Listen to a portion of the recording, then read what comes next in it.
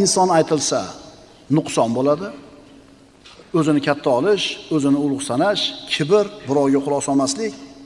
Agar Alloh Jabbor deyilsa, bu maqtov bo'ladi.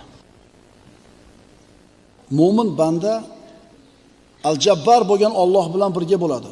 Shuning uchun u quvvatli, shuning uchun u aziz. Inson zoti o'zini tabiatidan kelib chiqib turib, kuchlilar bilan birga bo'lishni xohlaydi. Kuchlilar yonida bo'lishni xohlaydi.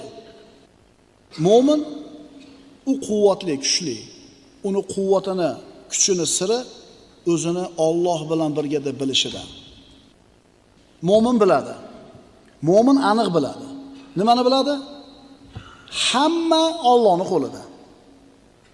Podshoh ham, gado ham, boy ham, kambag'al ham, erkak ham, ayol ham istisnosiz Alloh taoloning qo'lida. Allohning qabzasida.